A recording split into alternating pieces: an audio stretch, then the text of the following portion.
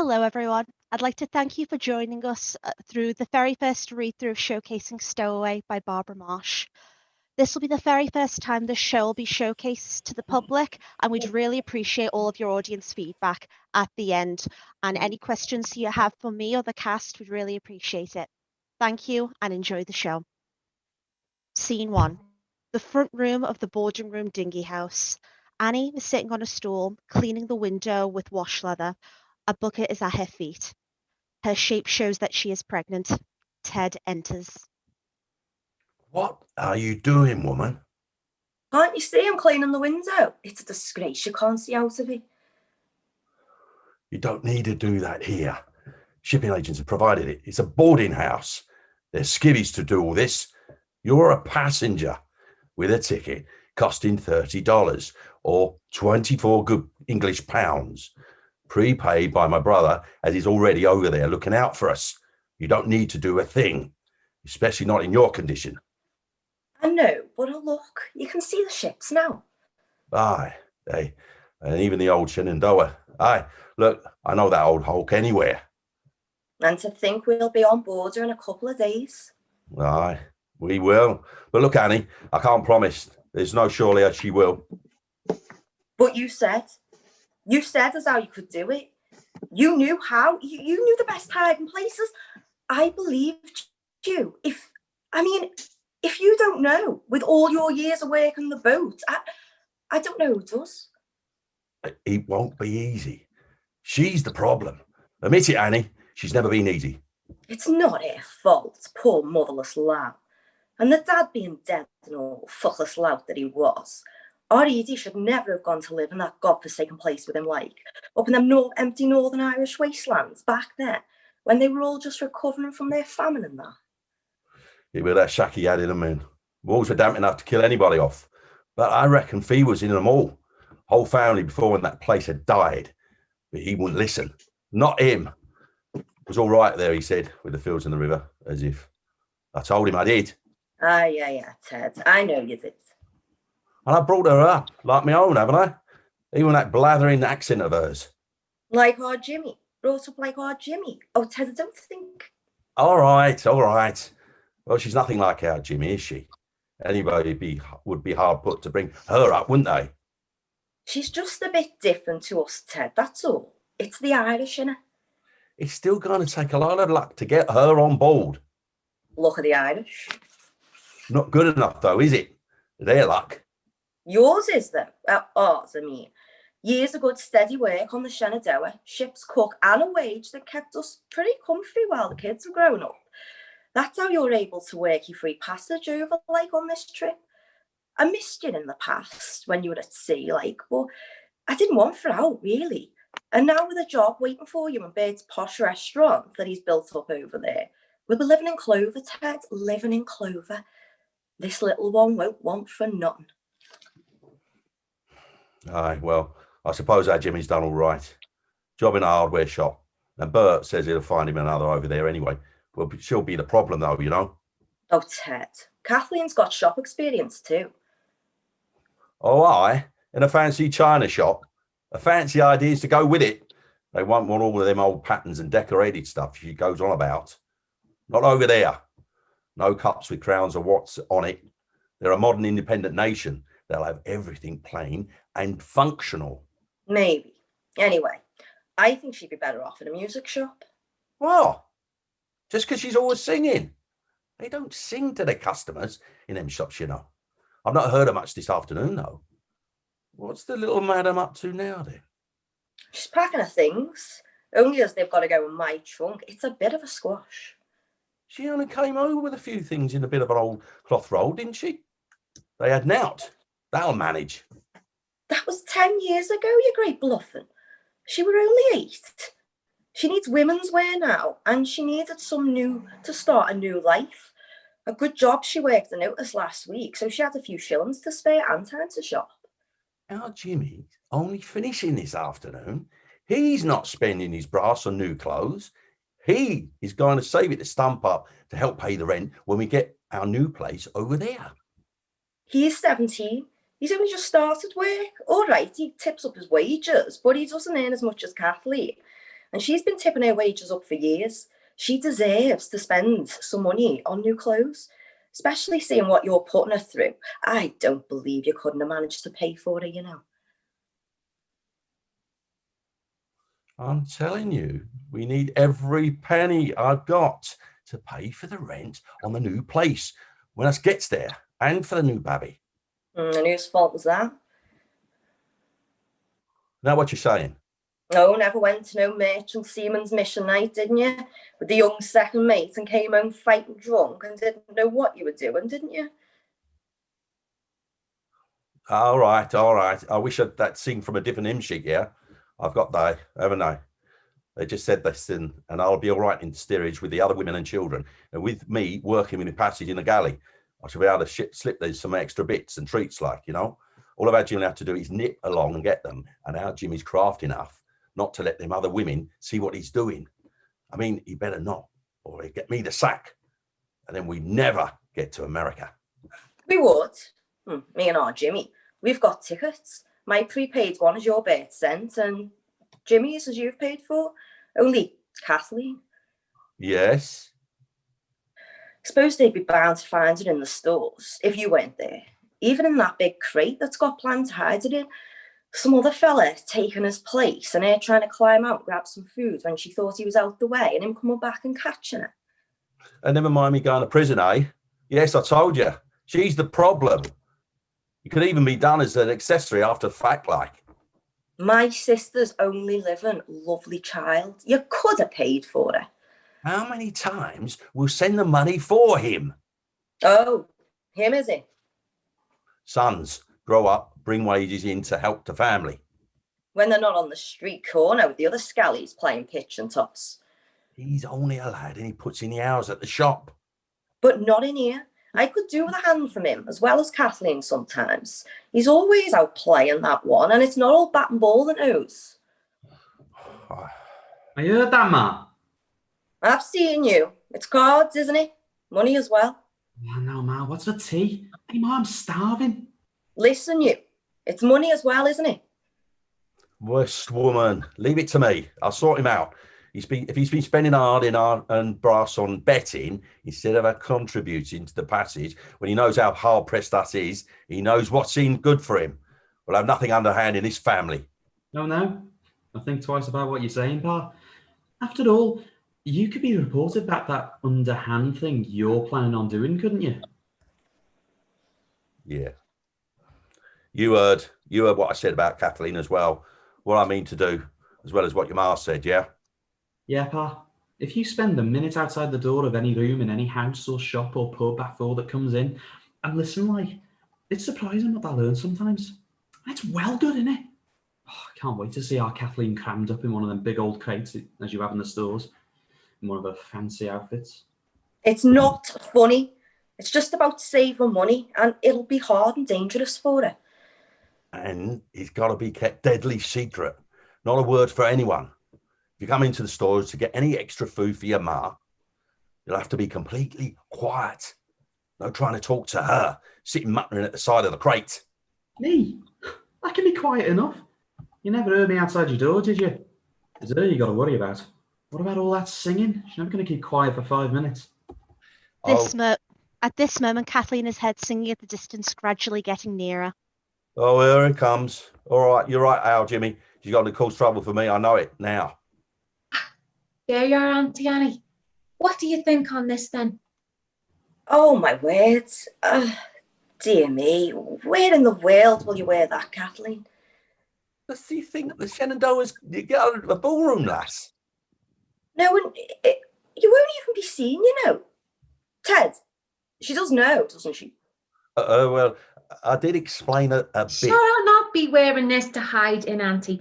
This is to wear in New York when we go to the music halls and shows. I was just showing it to you. I doubt it'll even fit in my trunk. Certainly not in the old wooden crate at the stores. It's been full of rotten old vegetables still stuck in lumps of oil. Sorry, Jim. No, Uncle Ted, I never thought, you never meant when you said hide. Ted, you wouldn't do that to my sister's only living. Lovely child with rotting rhubarb in her hair. Never mind, eh? I'll get you a silk cushion. Shut up. You, shut up. No, I swear it'll be clean, lass. It'll be all right. And I'll be about to feed you and look after you, yeah? That's the beauty of this, you see. It's in the stores and I'm in charge of out in there, and no one will go poking around in my territory if they know what's good for them. You see what I mean? Yes. All right then, Uncle Ted. If you say so. Aye, I do. Right then. Where's that blighter got to? I'll go and get changed, Auntie. Kathleen exits. Who? Who's coming? What blighter, Ted? Paddy, of course. My long-time best shipmate, McCracken. There's a loud tap at the window. Oh, here he is now. About time. Go on, Jimmy. Go on, let him in. We don't want him to be late for this last Seaman's Mission meeting, does it? You ever tend in the old country, do we? Not second mate. Not him you went off to meet there that time when you and him got. What? Oh, yes. That were Paddy and me as we would have met then. Oh, I'd forgotten that, actually. Met him, love. Yeah. That lot you know. I met him all right. Who do you think brought you home? All right. He's a good lad, isn't he?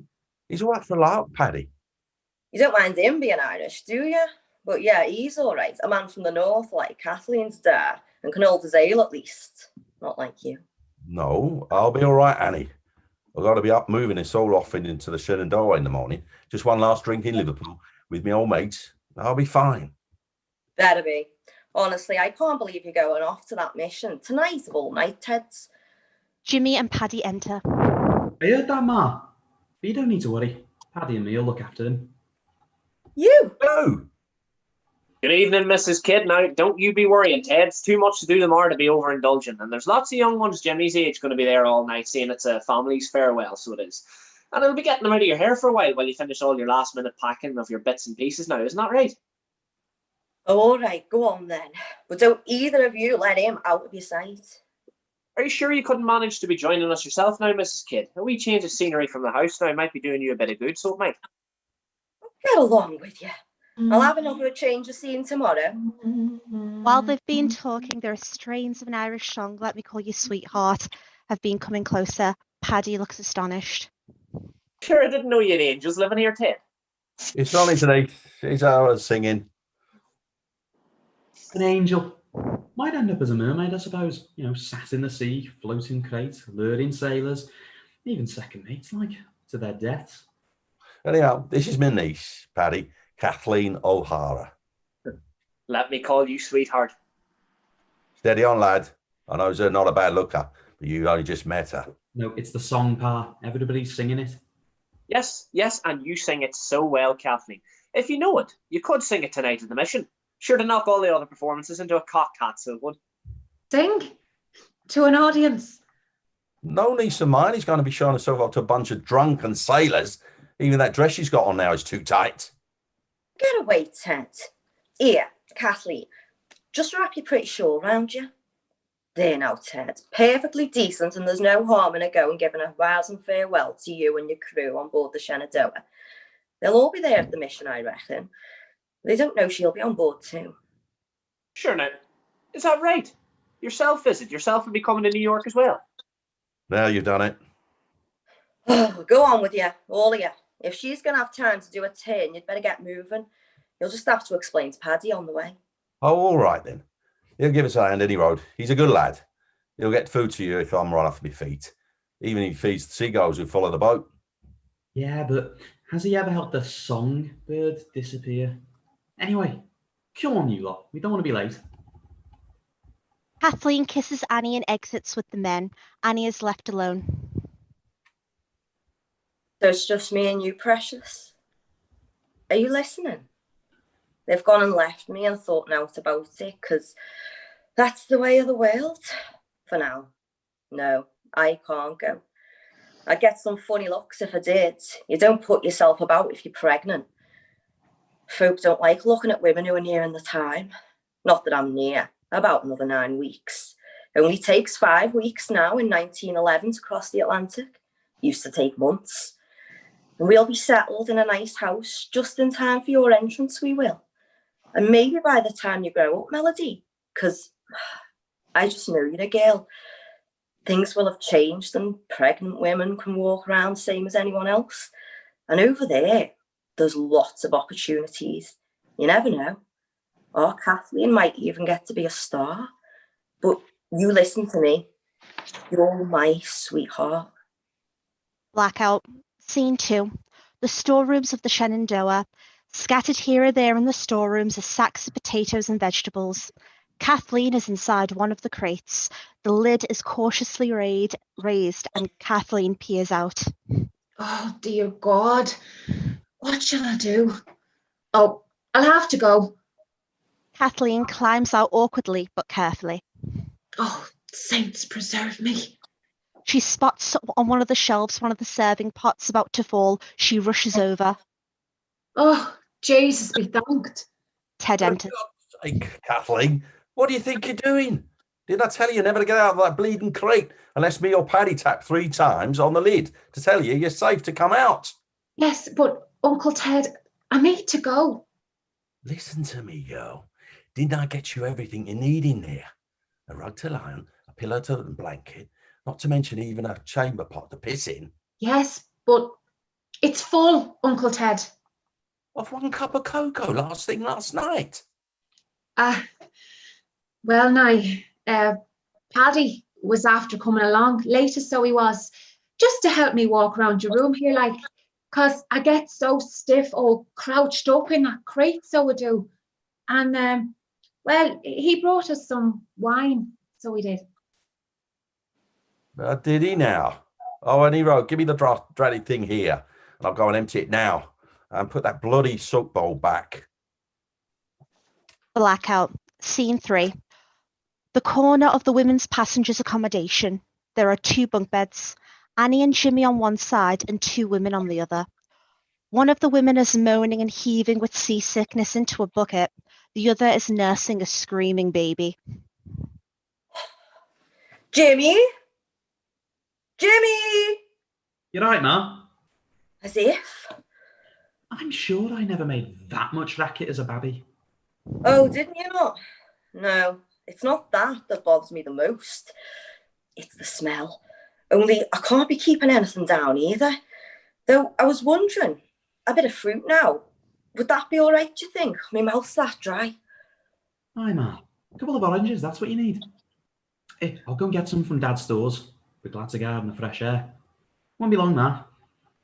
But I wanted a banana. Scene 4. The Shenandoah cook stores. Ted leans over the crate in which Kathleen is kneeling up. So you're all right now, a bit, Kathleen. Did that bit of bacon for your breakfast suit you now? You'd have done. Came for your own fair land, that so got called, I believe. Yes, thank you, Uncle Ted, but... No buts and no singing. Don't want anyone thinking I've got a mermaid in there. Mermaids don't sing in the dark, you know. But that's it, Uncle Ted. It's so dark in there. I said no buts. Now sit down, Kathleen, like a good girl. And remember, if one of the stewards comes in, well, I've sent fetch something as I need, not a sound or a sneeze. They don't dare hang about anyway, or I know the reason why. And only open up to me or Paddy, as if 3 taps, times on the lid. There's only one who knows the signal. So they'll be quite safe. Right, now I've got to be off. Captain's got some knob, some lazy late riser who's taking breakfast with him. Asking for category? Damn it. Never been asked for that in all my years. Some posh blooming southerner. I believe he's called Sir Clive. Something soft Cushing.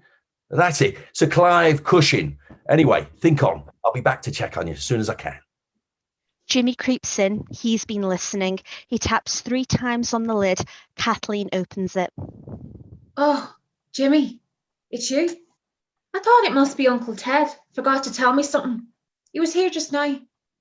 Sure, he said only himself and Paddy knew the signal. He must have forgot to say you knew too. I know a lot of things, sweet cousin. Even the mermaids don't sing in the dark. Oh, you heard, as usual. That's how you knew the signal. In that case, what did you really come for? It wasn't to see if I was all right, was it? All alone in the dark. What do you mean? You got a dead cushy in there. Bed and breakfast too, was it? Anyway, I'm here for Ma. She's sick. She needs some fruit. Oh, here you are. These will help you see in the dark. They do, you know. It's surprising what you can see in the dark with the aid of an orange. When I go up on deck for a breath of fresh air, the sights up there, they're really amazing. Things you don't see in the daytime. Things as locked away. Like, things me pa wouldn't like me to be seeing now, would he? Kathleen nearly leaps out the crate and rushes over to Kathleen. No, Jimmy, you wouldn't do that now, would you? Sure, he's just helping me exercise my legs, so he is. I keep getting the cramps, something terrible shut up in there all day. Is that all it is? Exercising your legs? And putting my pa at risk of imprisonment? After all he's done for you? Exercising your legs indeed. Is that all you're exercising, Kathleen? But that's enough, Jimmy kid, you reepletroon. Wait till I tell Paddy you've been spying on us. Oh, he must be a real lovesick fool if he can't spy out the danger he's putting himself into. Helping you stow away bold as brass, knowing all about the crates and the signal. Even promenading around the deck with the two of you in the moonlight. Anyone could get an eyeful of you. Kissing in the shelter of the lifeboat. I have seen him, the mad Irish fool. I'm sorry, 2 mad Irish fools, innit? But it's got to stop, cousin. You're going to put us all in dire straits. And Ma's not well, I'm telling you, Kathleen, you've got to stay in your box and not step foot on that deck again. I mean, we're almost halfway there now. It's not for much longer. All right, Jimmy. I know you're making sense, but you don't know how hard it is. And it's not only dark, but it's cold. Yeah, it's a reefer. What? The refrigeration system to keep the food fresh. I reckon all the ships will have their own special machines to do that in the future. We're lucky the Shenandoah's at the beginning of it. Oh, but never mind the cold, Jimmy. The thing is, I love him. And you wouldn't know about that, Jimmy. You're a bit young yet. But sure, somehow I don't think you'd give up a sweetheart of yours so easily either.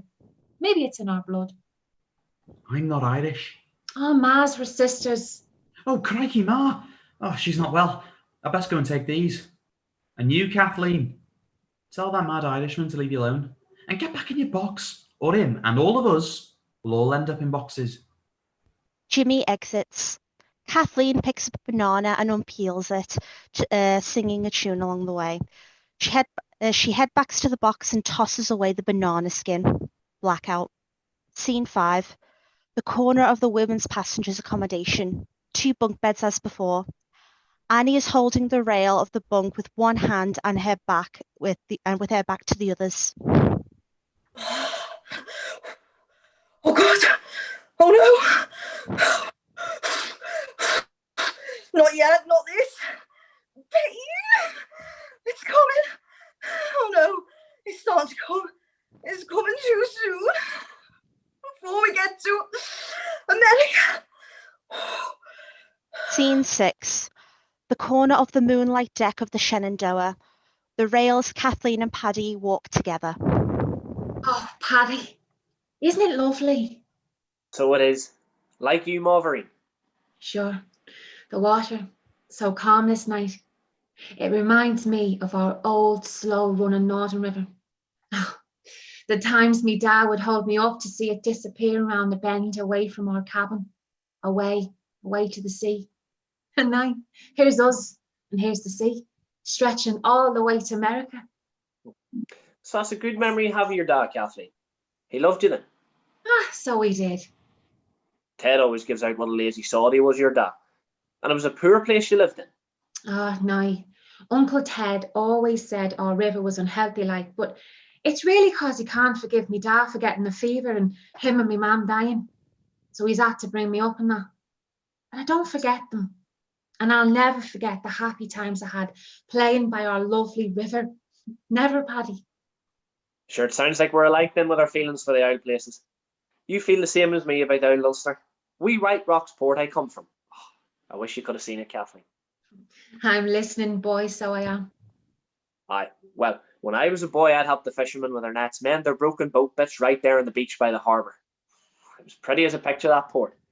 And the Cayleys, when there was a cats, there was nothing like it. So, tell me then, Kathleen, for why are you going to live in a big city when sure as the heavens above you belong to the singing, dancing seaside shores of an island if anyone does? Well, we're just all going, so we are. And to get a job, maybe in a music shop. Anyway, it's a chance and it's an adventure. Besides, it is on an island, New York. I might get a job in a little place by the sea. away from the city centre. A home by the sea. Sure, that sounds good to me, Kathleen. Would we be doing that together? For I'm sure thinking that's what I'd be like in living in a wee cottage with you. Oh, Paddy, what are you asking? At all? At all? Well, yes, I'm asking. Now, Paddy, what'd you be taking me for? I'm asking. And you'd have Uncle Ted to be reckoning with, so you would. Oh, Lord save us. He'd be after you, all right. Old mates though you might be. No, Kathleen, I didn't mean. I respect you. I would honour you. Then it's sorry I am for the misunderstanding of you, Paddy. Oh, yeah, I see it now. You're thinking you'd be taking me back with you to your pretty White Rocks port, to be living with your family, is it? Helping your mum and that, board and lodging like? Waste woman, will you? Only I'm sorry, Paddy. I just couldn't do it. I can't be going back all that way again in that stupid old crate. And it's more than any man should be expecting of the flesh and blood of any woman, let alone the woman he was supposed to be in love. I'm not asking that, Kathleen. And who's to say if that crate will still be in the stores for the journey back? No, forget the bloody crate, Kathleen. I'm asking. Damn it, woman. I'm asking you to marry me. You mean to be your lawful wedded wife? Yes, God help me. I'll drop anchor and find a berth with you in one of these bays around New York that you're talking about. I'll get a job. There's nothing I wouldn't be doing to start a new life in a new home by a new sea with you, Kathleen. Oh, that'd be wonderful. Oh, yes, Paddy. I'd love to be doing that. Everything it will mean the world to me, Paddy. New world, Paddy. Mr. and Mrs. McCracken in their homestead by the sea in New York. New York. And all the little McCrackens. Scene 7. The storeroom of the Shenandoah. Clive enters, looking round cautiously, and stops a few feet away from the crate. Hello? Hello? Should still be on duty. It's only 8 o'clock. Some passengers haven't even come down to breakfast yet. Where the hell is the man? You there. Where's the cook? Had to find my way down here to have a word. Just wanted a word, that's all. About that muck he was trying to pass off as pedigree for me breakfast, don't you know? Done a disciplinary act to avoid me, hasn't he? Hello? Anyone about? Need a word with the bloody cook. Clive slips on a banana previously dropped by Kathleen. He struggles to get back up with a bloody nose. Ted enters. What's going on? What's all the racket? And who the devil are you? Oh, it's you, Sir Clive. That does it. I wanted a word with you about that category anyway, but now I'm going to report you to the captain about the state of your stores. Banana skins lying about on the floor and a great big empty crate stuck in the middle of the room, impeding all and sundry. Empty? Oh, my God. Yes, man, I told you. Get it chopped up and taken to the stokers immediately, or something. It's just in the way. Oh, my nose. Oh, let me get some of that for that, sir.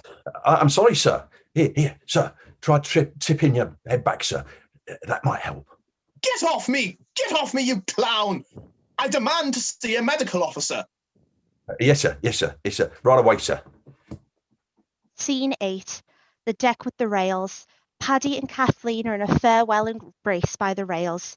Jimmy breezes on and stops short at sight. At it again, Kathleen. What have I told you? Someone's going to notice you. And you're not on any passenger list if some officer starts checking. And you should know better. If Pa finds out what you've been up to, well, I think it'll be a straight case of man overboard and no questions asked. But we're engaged. Huh. I'm Rockefeller. That's enough, Jimmy. It's the truth, so it is. And why aren't you in steerage where you should be? Well, with all them women caterwauling and being sick everywhere. I told Ted you were old enough to sleep with the men. Sure, but my uncle just wanted Jimmy to keep an eye on Auntie and that, and run to the stores if she needed anything, so we did. Oh, yeah. Nah. You know what? Them women in there just made me throw her out. What? Why? Right, well, they're all flapping about in there. It seems Ma's, having the babby. Oh, dear God. So there'll be 2 babbies squawking their heads off next. I tell you, Paddy, I'm not going back in there. Right. You come with me, Jimmy. I'll get you in with the men. But listen, first, shoot ahead and tell me if the coast's clear to the store so Kathleen can get back safe in that crate without being seen. Aye, aye, Captain. Oh, poor auntie. Sure, the other woman will keep her. See, this would never have happened on some shipping lines. Ted would have had his own cabin and Annie shared it, but he's always dossed with the men. Oh, if only I could go to her. It isn't right. It isn't her time. 'Tis the baby's time. Oh, yes. Sure, you're right, Paddy. And won't auntie soon be singing the songs my mother sang to her own new wee babby? She will, won't she, Paddy? She'll come through it, won't she? Aye, of course. And if that baby was to hear you sing it, Kathleen, then for sure she'd make its entrance as fast as it could so it could hear you. Go on, sing, Kathleen, sing. When just a girl, my mother sang the songs I still recall, and she taught me how to love this land of ours. She sang the ballads of her homeland, Danny boy and such, and the ballad, Won't You Buy My Pretty Flowers.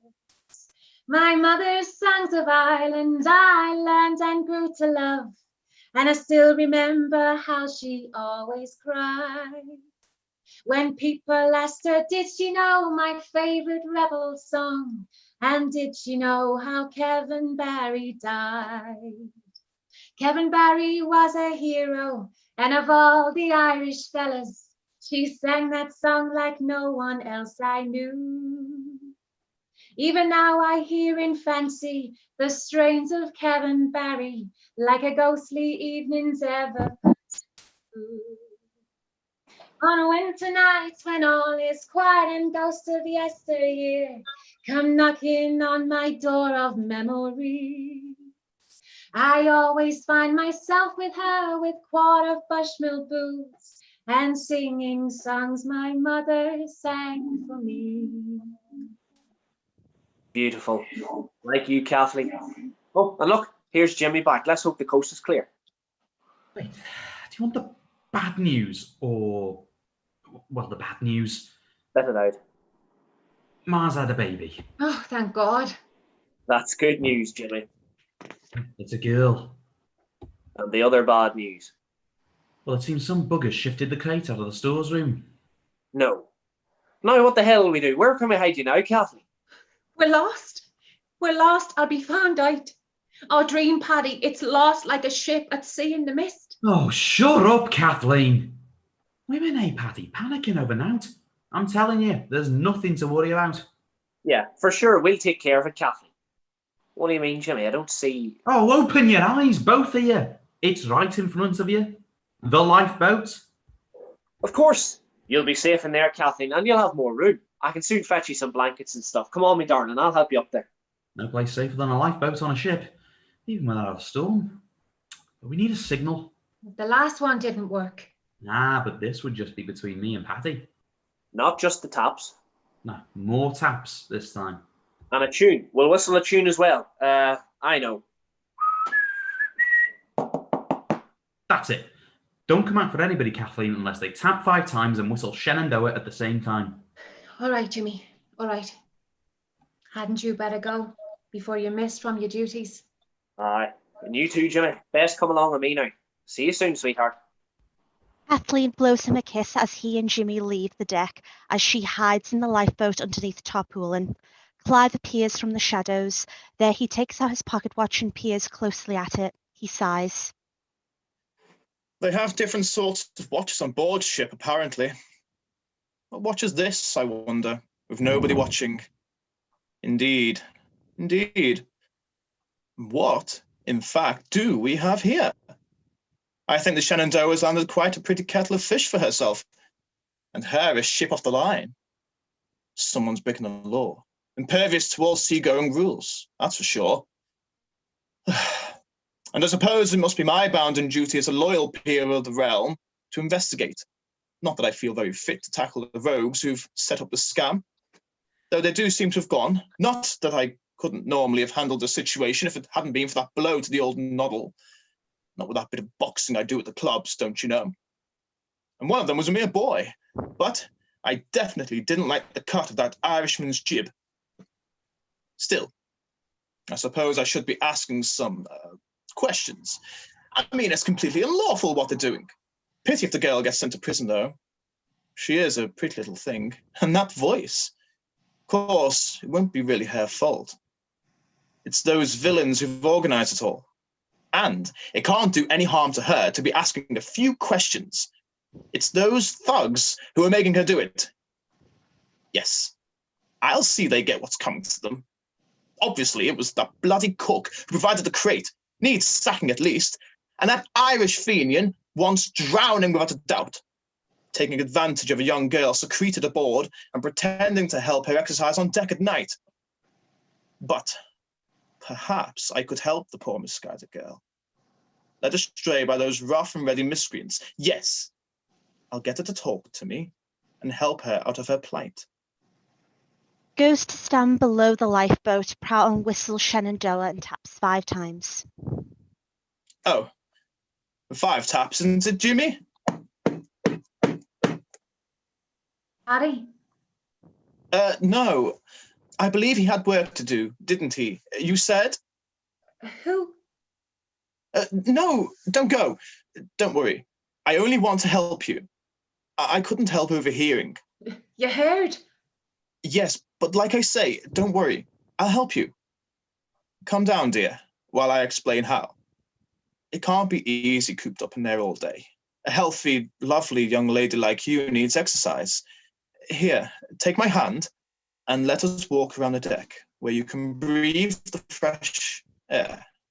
Oh, yes, please. Look at all the stars. Aren't they lovely?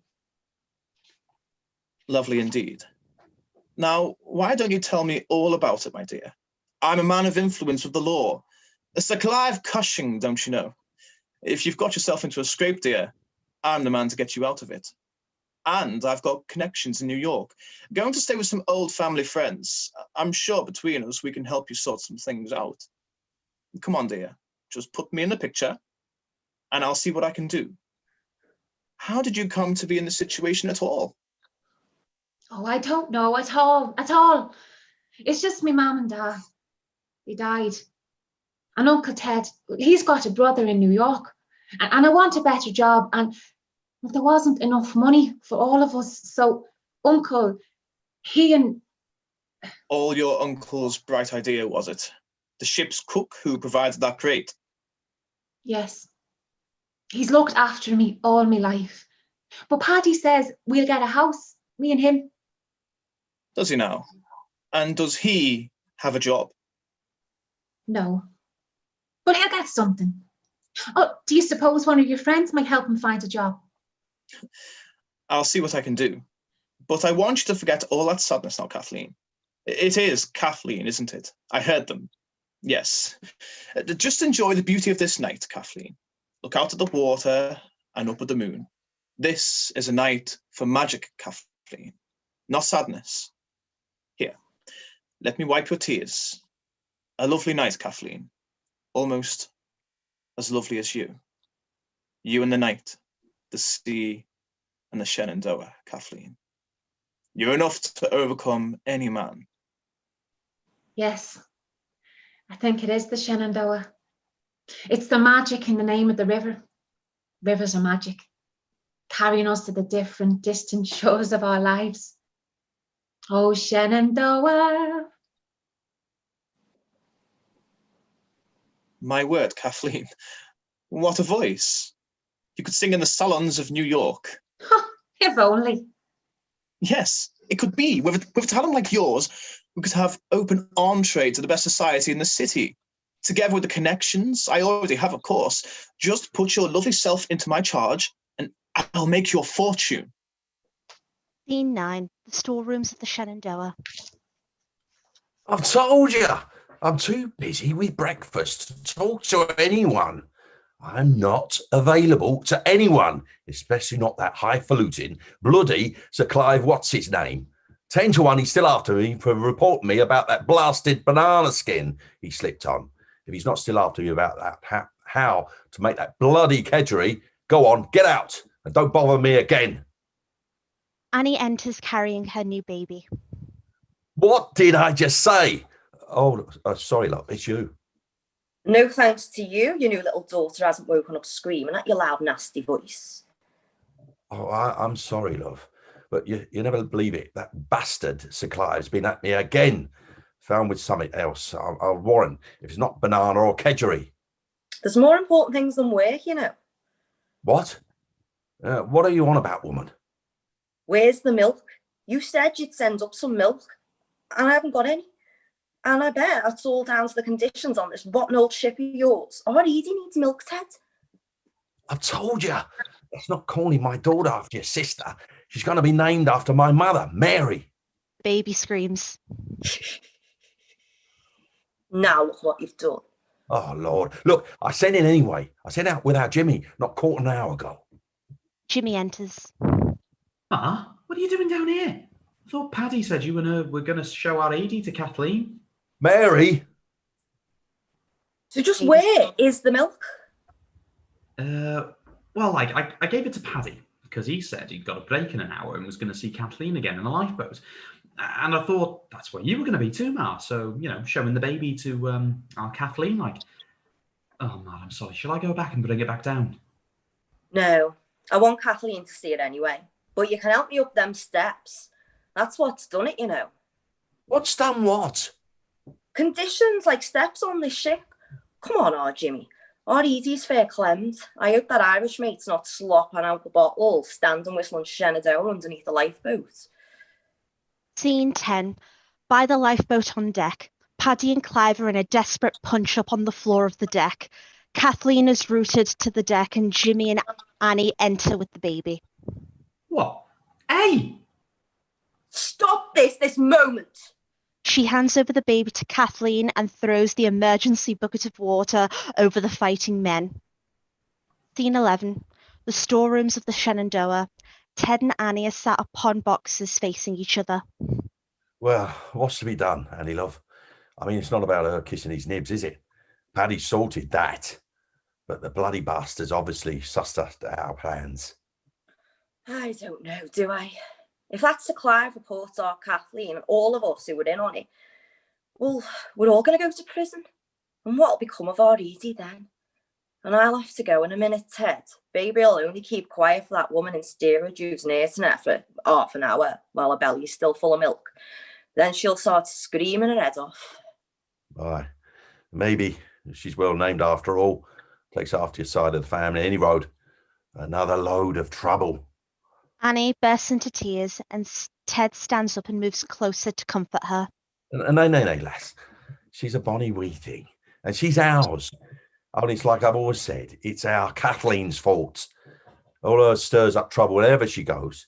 It's way she goes on. All that singing and for manner of hers. After all we've done for her. And all come all this way across the ocean. No one wiser till her gets involved with these nibs. Nearly a new life set up. But maybe she does have a chance, and maybe it'll turn out for the best.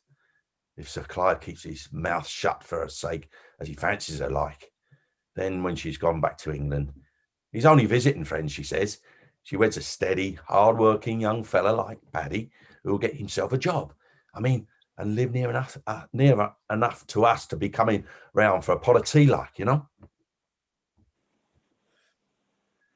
Yeah, but now, Paddy. Yes. Aye, yes. What does he do?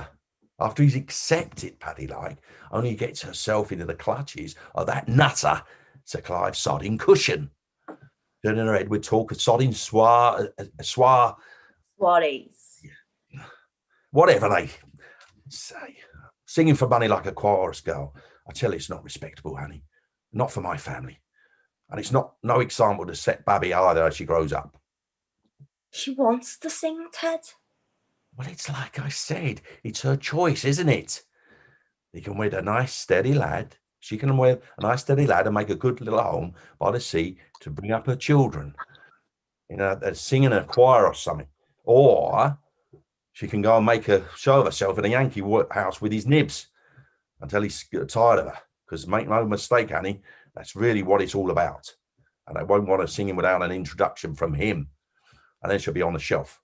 No, she'll have to get up singing and then get wed. Why can't she do both? Look, after a chap run a home and bring up kids when she's going to have time to go out to posh houses singing? She could have a skivvy. People like us don't have skivvies, Annie. No, it's one or the other, love. And I'd rather see my niece live respectably than be some fancy fella's plaything. No, that's not going to be our Kathleen's destiny, Annie. Destiny now, is it? You do realise that might be she turns out down his nibs, don't you? For him, that he's got that big fat shiner off, the one she's choosing to spend her life with, like, over him in spite of his wealth and position. A richer destiny. Well, I don't know, do I? A few days in the slammer for Paddy. Ted, he knows that it was you who stowed it away, and I think he could be quite vindictive if he wanted. And if you get put in a long stretch, what's going to happen to me and Edie? And your brother Bert's not going to be too pleased either, unless I suppose Kathleen could stink in his restaurant. Over my dead body. Don't worry, Pa, you might not be the only one. Order's just gone out. Haven't you heard? All hands on deck. There's a storm brewing up. No, Kathleen might have to let that lifeboat out for real. Oh, you should have seen that fight, Pa. And mind you don't bang into that Sir Clive thingy on deck. You can't have box. Scene 12. The deck of the ship. Sound effects of thunder and lightning. People are panicking. Cries of launch the lifeboat are heard. Paddy is seen by the lifeboat with his arm round Kathleen, who is hooded and cloaked. Don't worry, Kathleen. No one can tell who you are. They can't even see your face. He can. He's going to report us, Paddy. Not at this moment. We'd be better off dead. We're going to live to be old and grey. Clive gets up and comes towards them. As he does, there's a huge heavy barrel plummets towards directly in line with Clive. Paddy dives out the way and pushes Clive out of its path just in time. Thank you, my man. Why did you do that? For me, of all people. All your troubles could have been over. You're a better man than I am, I believe. I won't forget it. Kathleen flies into Paddy's arms, checking him for cuts as Clive watches. Oh, Paddy, you're so brave. What a wonderful thing to do. You saved his life. He won't report you now. He said it. I heard him. He said he wouldn't forget what you just did. No, but he won't forget this either. Ladies and gentlemen, this is your captain speaking. We are now able to update you on the current weather conditions. Despite the dramatic effects of thunder and lightning, the wind has actually been in our favour, forcing us at a great rate, which means we'll be landing in New York sooner than expected. In fact, due to our crew, we may not have needed to trouble you at all. But one of our usually clever-eyed sailors thought he'd spotted an iceberg on the horizon. No such thing, of course. In fact, you may now retire safely below deck, where there'll be warming refreshments provided in the dining room. Oh, will it now? More bloody work for me. Thank you, good night, and I hope you enjoy the rest of your voyage. Scene 13. The storerooms of the Shenandoah. Jimmy is sat in a box eating an apple. Clive enters. Now then, lad. Is your father about? I need to speak to him. Nope. And he'll be too busy telling the stewards what he wants them doing in the dining room to talk to you or anyone for a good hour or so. You're a fast mover, you, ain't you? I saw the way you were boxing with Paddy. I know he's powerful, strong and fit, and he sure landed you that black eye. But you're like a pro almost, the way that you move. How come a bloke like you can do that? A half-belted earl like me? I go to a club, laddie. They train you like they train real fighters. Pure. Can anyone go and learn? No, not unless you're... An half-belted earl. Yeah, I get it. But that's not fair.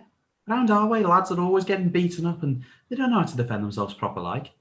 Why can't they be taught how to fight? Then the whole neighbourhood might be better off. More even and peaceful like if, them scallies know they'd come off worse. Yes, indeed. Why can't they? Anyway, I'll warn Pa, let him know you've been looking for him like. Best be off now. Where is it you come from, Jimmy? Where we gone on, of course. Liverpool. Long way from London. But I might be able to do it. Or find a contact who could. Do what? Set up a boxing club for the lads there. You couldn't. You wouldn't. Watch me. Oh, but I'll be in New York. At least it'll stop all the rest of your tribe emigrating. Yes, that's it. And Jimmy, why don't you run off and tell your father all about it? And tell him that I'm understanding a lot more about some people's lives since I boarded Shenandoah. And tell him I've quite forgotten about that other matter, you know. What other matter? You know, your sister, and the crate, and the life. Life? What, the boat, you mean? Yeah. Life, though. Funny thing, life, innit? I'll tell our Kathleen what you're going to do for the lads as well. Hey, you're all right, you. For the toff, like. Ta-ra. Jimmy exits. Sailors are heard in the distance shouting their heads off, saying, "Land ho, land ho, land ho." Scene 14, the baggage room of Ellis Island. People are queuing up and have trunks, but some people have their possessions just rolled up in bedroll, which they leave on the floor, where they are going to be medically inspected.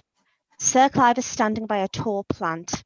As he is a first-class passenger, he is allowed to just leave the boat without barely getting checked, but his bag has been. He looks across anxiously at the passengers. The family of Ted Kidd, including Paddy, fiancée Kathleen, hover over in the entrance. What is it? What's wrong? I won't lie down. What? What do you mean, man? It's wet. Wet through his bedroll. Paddy can't roll her through in that. She'll get pneumonia.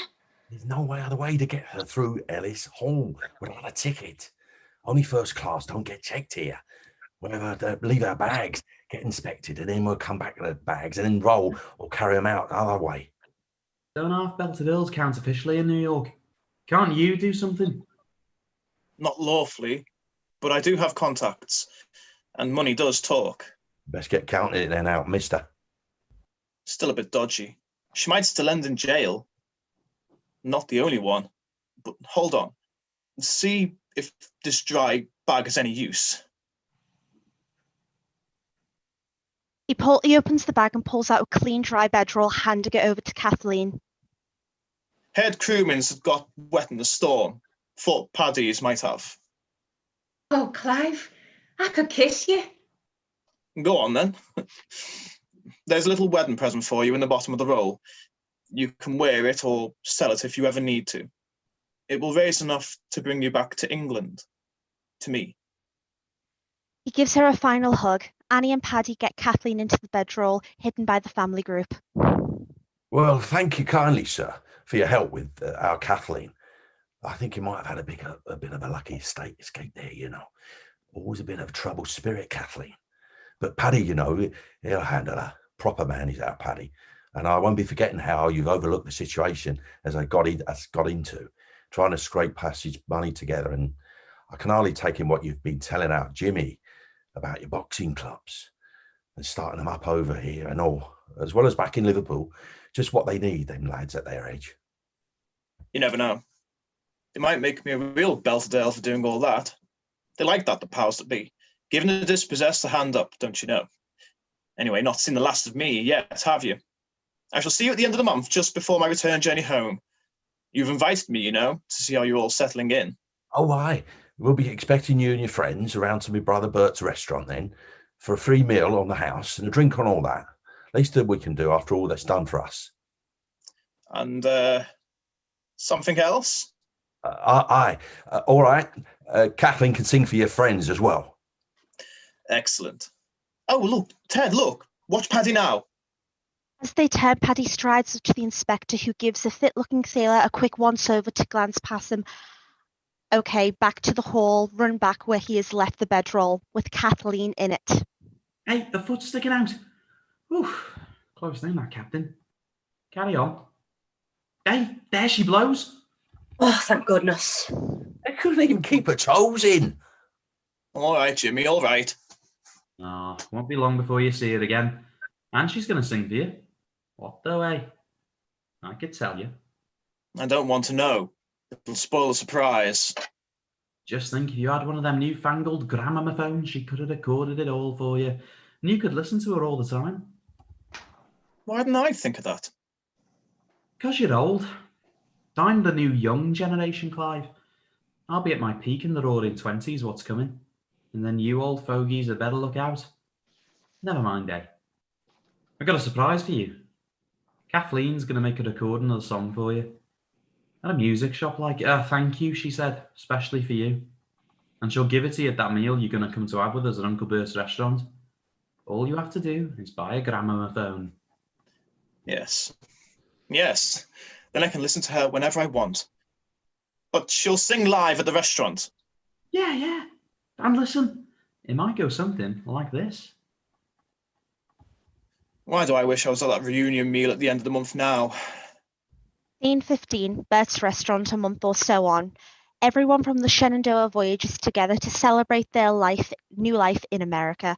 Ted stands to make a speech. Quiet, everybody, please. Order. Thank you. Now, ladies and gentlemen, on behalf of myself and my family and any other newcomers from the north of England who left Liverpool, along with ourselves, to come and settle here on the new shores of the United States of America, I wish to express my heartfelt thanks for their help, encouragement, generosity, and welcome has been given here. As us been here now 1 month, and how every assistance has been given to us to help us all get settled into our new life. Thought I'd say, from our point of view, some of it takes a bit of getting used to, but we've gotten down to it all right. My brother Bert here I've been put in charge of kitchens. Only thing is, I don't understand why it's not rocking. And my missus is having a high old time of furnishing the apartment, as you calls it, and wheeling her new baby around and our Edie around the park. Only a stroller, she calls it. My niece and my fiance, my good mate Paddy McCracken there, have yet to find a house that suits them in one of them little bays as they like. But as soon as they do, there'll be time for another celebration. Their wedding, eh? And my son, Jimmy, he's done all right. He's got a shop job. When he's not back to the new boxing club, that is, as he's just been started by a new benevolent English gent here, whom we met on our voyage out on the dear old Shenandoah, where I was cook, for 20 odd years. Yeah, Pa. All right, Jimmy. Those were the days, eh, Paddy? But what I was going to say was this here gentleman has spared no effort or no expense neither in helping us all adjust to our new way of life. And not least by offering all our youngsters a chance to lead healthy, disciplined lives that will become a credit to our communities of the future. And now I think it's time as I shut up. And without further ado, we had a word from the man himself on the main stage of our mother country's government. Sir Clive Cushing will now address you. Thank you.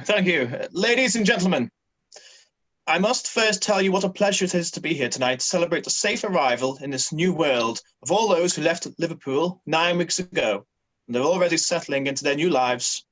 And many of you, like my friends, the Kidd family, whose acquaintance I made on the voyage out here, have already found employment. Indeed, myself and my friends, whom I've brought along tonight to dine so well on the ravishing fare laid on in thanks by Bert Kidd's restaurant, which I am sure we will all be hairing around to sample again, independent of this feast. Sir Clive. Yes, Jimmy.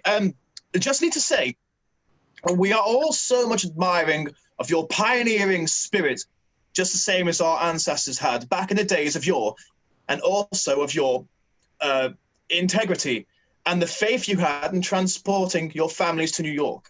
So let us all raise a glass then to those who have the spirit to set forth and seek to enrich their lives through new knowledge, new adventures, or new friends.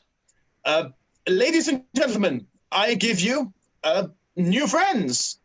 New friends. New friends. And one special new friend with a delightful singing voice, whom I am sure you are all going to hear more of, and who is going to sing her own special version of Let Me Call You Sweetheart, which she has been kind enough to record for me. Kathleen. Kathleen. Let me call you sweetheart, I'm in love with you. Let me hear you whisper that you love me too. Keep the love light glowing in your eyes so blue. Let me call you sweetheart, I'm in love with you. Kathleen, everybody! Oh, but no real need for an ocean between us, is there, Kathleen? If you come back with me to England, where you might even sing before the king. Yes, I'll take you home again, sweetheart. No, no, no, Kathleen, no, you fool. You'll be dead if you don't start leaving her alone. It's no matter, Paddy. You see, Paddy, I've been thinking, and for all you're a decent man and that, and I liked your little sweet dream of a home and loving family by the sea, and it is about following a dream. But there's different dreams to follow, so there is. And Clive, well, he understands mine. Only, I think it's a wee bit too bright for you now, Paddy. My dream.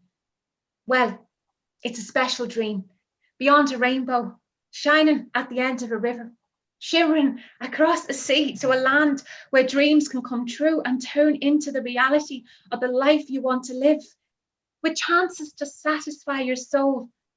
And for sure, Paddy, I must be singing. It's what I want. Music makes my world go round. So, well, I must reach out to that world. And I would like to sing for the king. So I'm sorry, Paddy. It's going with Clive I am then. Whatever fortune that brings me, Clive will make it possible. He understands. Well, I'll be damned.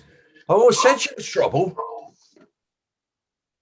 Scene 16 in Ireland. 10 years have passed. Kathleen is upset. She is searching for something. Oh, dear. I can't find it. I can't find it. Oh, Paddy. Paddy, where are you? Sure not here. Not with these bodies. Oh, this is a dismal place. No flowers. All overgrown and wild, so it is. And it's not so long since you're passing. Sure, your church should be looking after you better than this, Paddy, me darling. Why didn't he bury you by the sea? You would have been looking out for me, I know. I can't even be staying for a wee holiday, so I can't. Life won't let me. Too many singing engagements. No, it's not. It's him. Clive. Nary a wee holiday home even. He could afford it. You should see his house over there. Sure, it's like a castle, so it is. You see, it didn't work out, me and Clive. But we might have come back here if... Oh, no, Paddy. I'd like to be living here with you, so I would. Not be on this heartbreaking visit to you. But I promised myself when you was lost, I would come to pay me respects and to say goodbye to you. And sure now, it's taken me 10 years, so it has.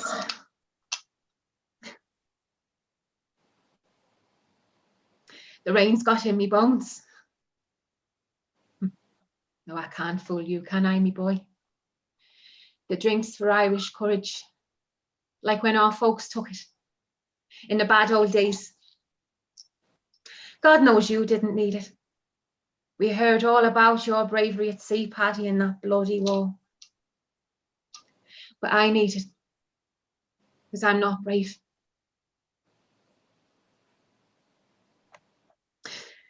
But even I had to fight to get here to tell you. I came to tell you, Paddy, and to see where you are, to tell you how it is with me. Anyway, I know you can hear me, Paddy, wherever you might be. But I would like to find you. Kathleen walks around the graveyard for a while. until she finally finds Paddy. So here we are, at last. Oh no. Tell me it's not true, Paddy.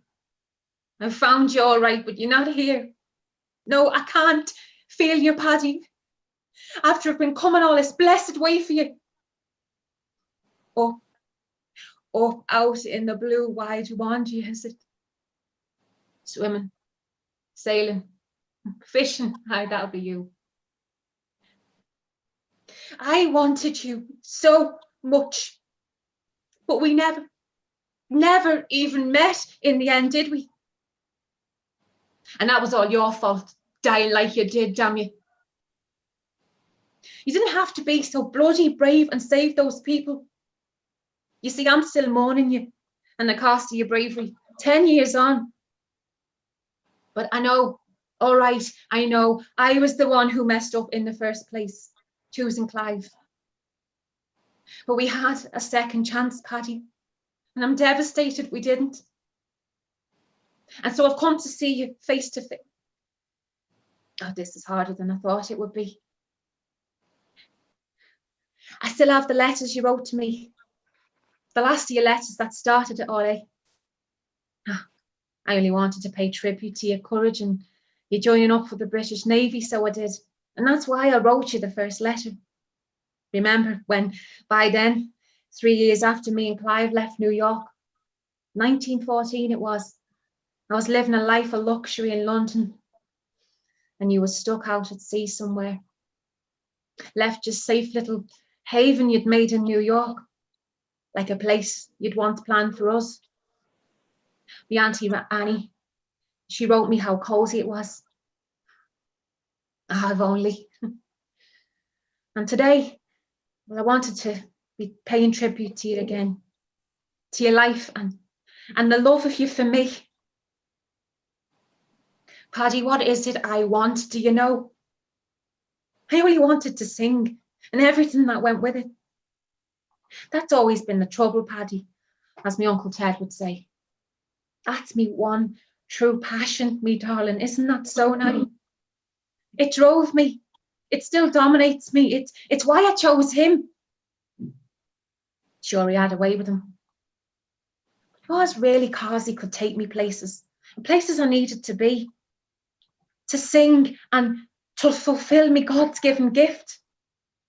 Sure, I've always known it's a gift, and I have had to give it back, so I have.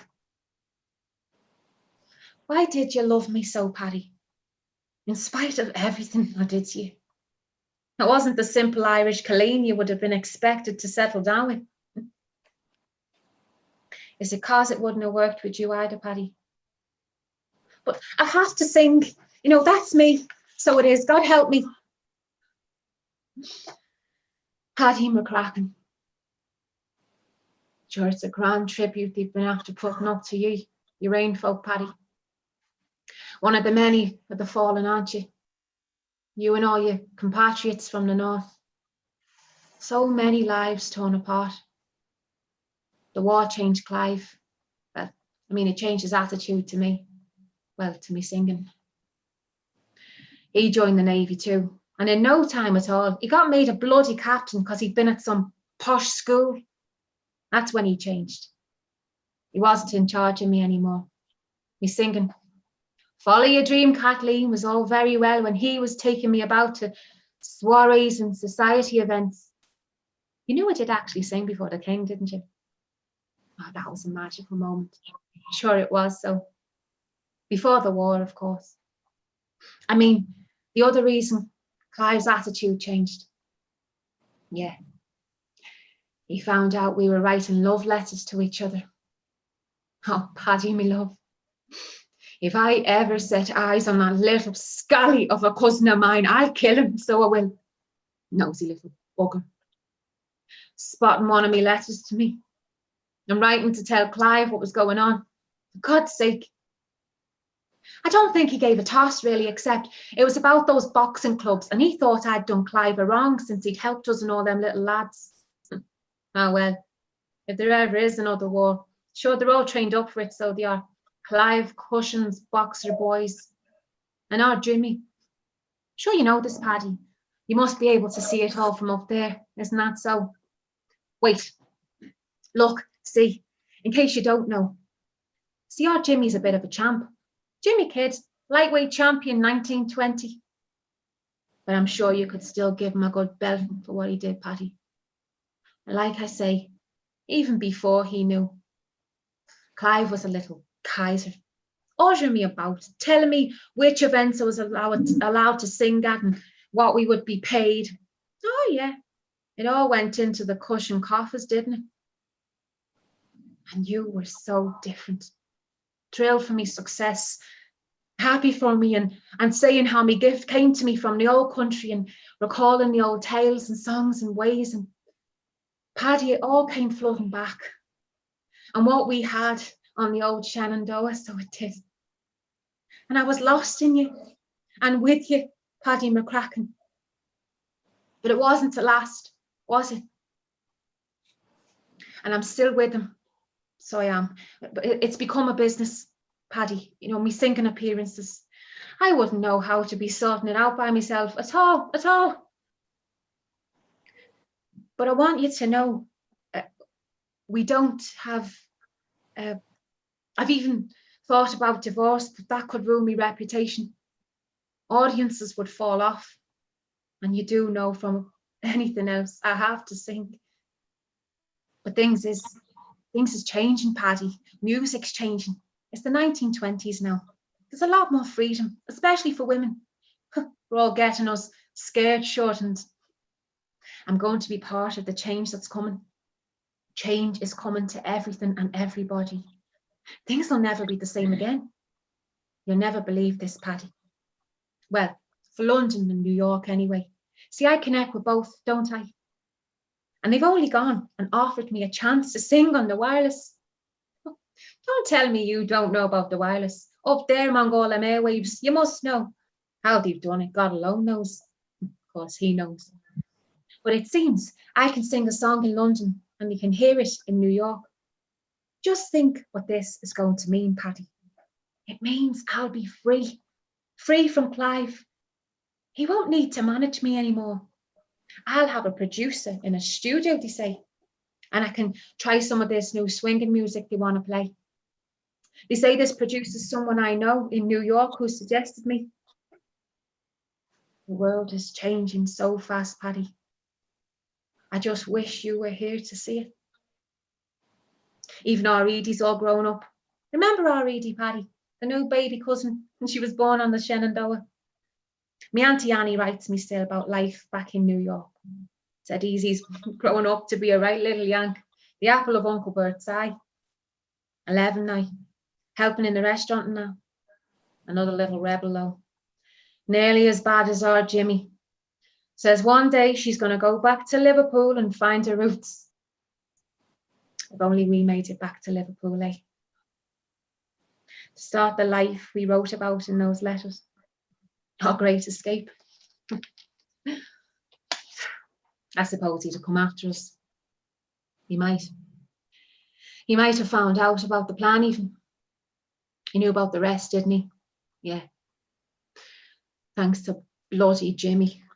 I'll never forgive him for that. Anyway, I've kept me promise to come and see you, Paddy, and to say goodbye.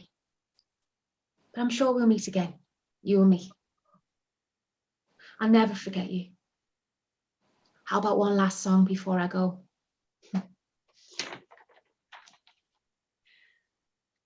Oh, Paddy boy, the pipes are calling.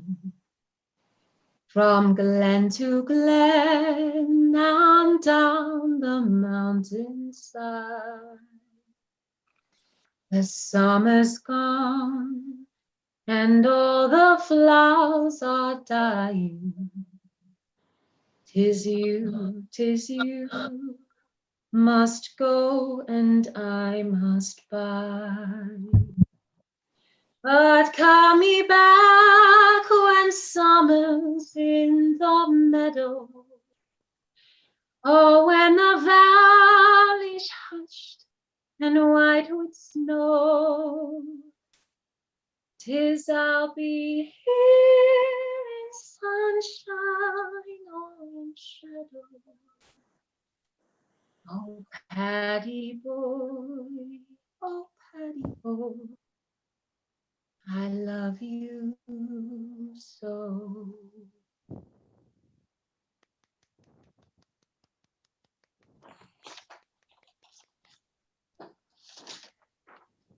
The end.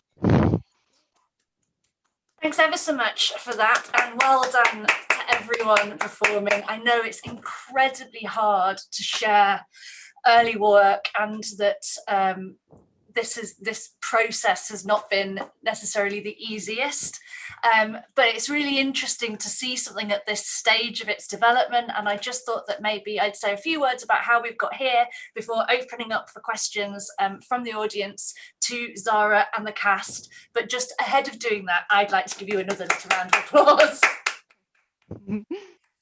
Thank you. So just to say, this was a completely new play written by author Barbara Marsh, and we tried to help Barbara find a production company to try and put this on, and sadly we kept on failing at finding someone who would just take it on and do it. And we spoke to Sarah Van Paris over at Falling Doors, who has recorded a piece for us called Liverpool Lambs, which I also recommend that you go and listen to. And she then made the link with Zara, but this is within the last month, isn't it, Zara? Yeah, we didn't have long at all to prepare. I think I got it around mid to end of September. Yeah, originally I was actually given a script to be part of the Liverpool Irish Festival in life before lockdown. I was meant to be doing Dr. James Barry. And but when I heard about this, the Dr. James Barry one wasn't going to be part of the online one. When Sarah suggested this to me, I got the script and I thought it was fantastic. It was very wholesome with drama, some moments of laughs. There's actually a lot more songs in the original script, but again, with being the online version, we tried to condense it.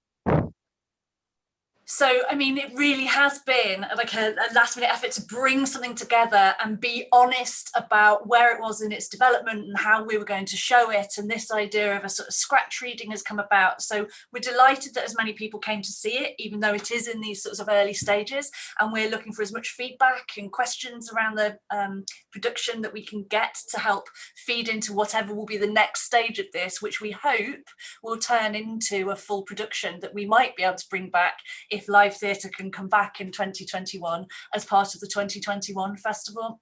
So Mark Devoren has asked a question, which I will ask in one moment, Zara, but can I just ask anybody else, if you'd like to ask a question, please feel free to just let me know that you'd like to ask in the chat, or raise your hand in the participant function, or just turn your video on and wave, and I've got you in gallery view, so I'll try and come to you as quickly as I can. But Mark's question, in fact, he's got two. First one is, how long is the voyage? And the second was, Barbara, is it your first play? Now, I know that Barbara was here to watch, but I don't believe that she's able to speak to us. So what I'm going to do is I will take that question back by email and I'll come back to you, Mark. But hopefully, Zara, you can answer the question about how long the journey was. Yes, this was back in 1910s, so I believe the voyage was a couple of weeks. So it usually, but even before then, it could take over 2 months to get from England to America. So I believe the voyage was about 4 to 5 weeks. And I believe Barbara has written some plays before, but I'm not too sure on that one. I'm sure I will ask Barbara myself and let you know, Mark. She's got a play coming up very soon, actually, in Lytham, hasn't she? Yeah, I believe so. Got the name of it. That's bad of me. Any more questions? I'm looking for hands. If not, then I'm going to ask a couple. Okay. Oh, it might be that Barbara's ringing in. Just to say, so exchange really sits at the heart of this story in terms of whether it's love or place or direction. And I just wondered whether or not you had any significant examples of how exchange might have influenced your view of this story. Excuse me, Emma. Hi, Barbara. Emma, can you hear me? Yes. It's Barbara. Yeah, I can hear, although I haven't, my picture hasn't come up. I have written 5 other plays, and I'm writing another one, a new one. Well, I've already written it, that's going on in April, about the siege of Latham. It's another kind of romantic drama. The voyage was about 5 weeks, to answer that question. So I thought so.